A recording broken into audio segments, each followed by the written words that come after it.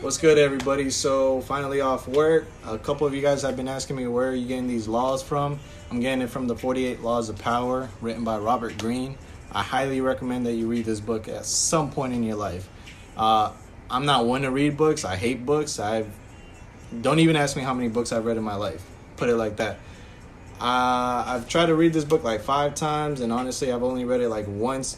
Reason being is because if you read the whole book, at the very beginning, he'll list the contents and each law and what it means. But then the rest of the book is each law broken down and how it was used and applied in the past. I don't really care about that. I don't need to know how King Arthur learned how to use his enemies and so forth. I just want to know about how I can read these laws and apply it in my life in today's present time. So moving forward, today's Law 6. Law 6 says, court attention at all costs.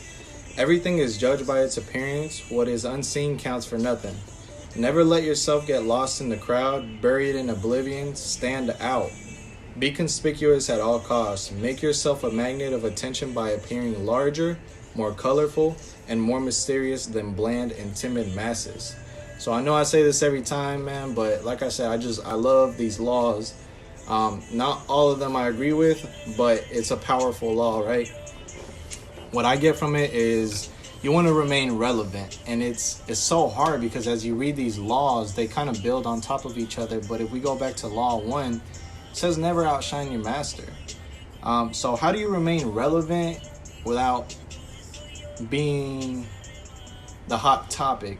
Because if you're the hot topic, then you're probably wanted for a lot of things, which ultimately means that right now you're shining.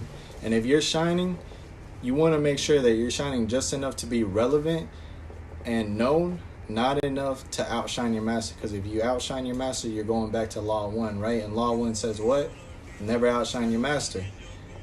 So Law 6, don't forget that Law 6 does end with, he does say, by appearing larger, more colorful, and more mysterious than bland and timid masses.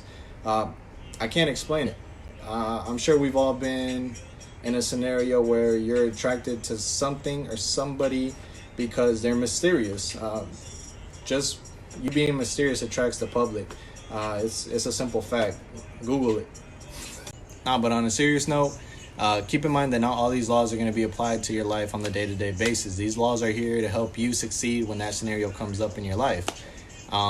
The main purpose of Law 6, though, what I really truly want you guys to understand is that it's important to remain relevant. Keep in mind that it's not just you competing for positions. It's not just you competing for that girl. It's not just you doing this and that, right? This is you versus the world. You have to remain relevant. If you don't, the day that promotion day comes, guess what? You didn't court attention, therefore you're a part of that timid masses that the author speaks about, right? You don't want to do that. You also don't want to outshine the master, going back to Law 1, because if you do, guess what? There's no way you're getting that promotion either, right?